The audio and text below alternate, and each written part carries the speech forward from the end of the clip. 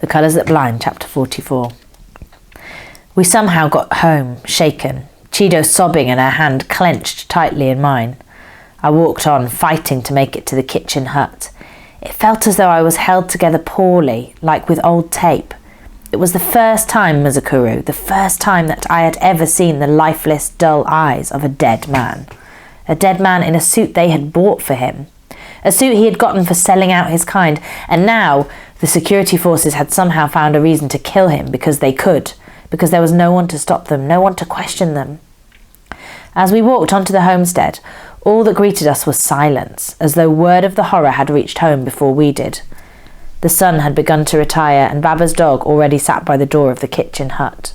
"Stop sobbing, people will hear," I hissed at Chido as I pulled her along, heading into the kitchen hut. I could hear Amai's voice as we approached. "If not for your useless theories, now look what's happened. How could I possibly have arranged this, my Tandui? How could I have known? And anyway, is this not the reason we should keep fighting?"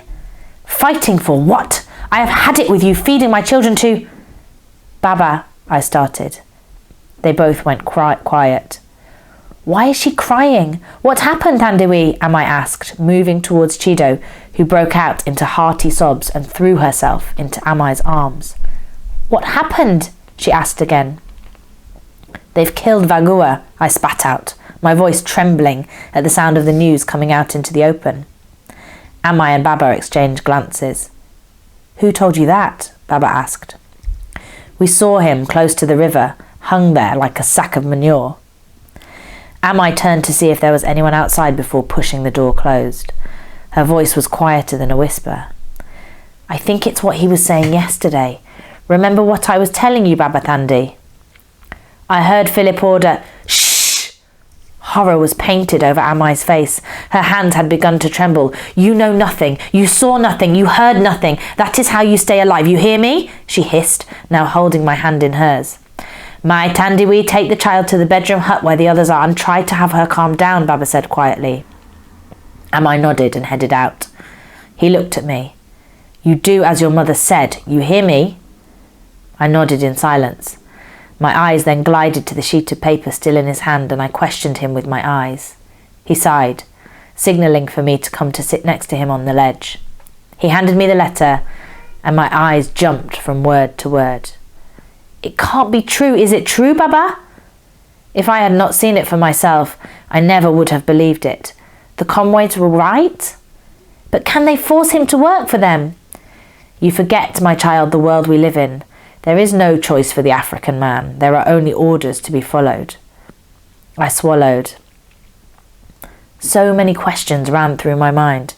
How had Farai lost his platoon? How had the security forces captured him and forced him to work for them? Why did his letter insist he was all right? "Baba," I hesitated. "Do you think we will see him again?" Baba sat there for a while thinking, then stood up and walked out of the kitchen hut. It was in that moment that I knew to prepare my heart and stay watchful for news, for it was possible that we might never see my brother again. And, Muzukuru, it was a feeling that stayed with me even after the men dumped Vagua's body in a shallow grave. I remember standing there thinking of the comrades, praying that they would not come and punish us for Farai's involvement with the forces, praying that we would not all end up in a shallow grave like Vagua, branded sellouts and without anyone to mourn us. I kept wondering how they'd captured Farai, how they had convinced him to turn his back on his platoon, on his people, on the cause. My heart beats now, Muzukuru, as I remember all the danger that crawled around us like cockroaches hunting for crumbs in Amai's kitchen.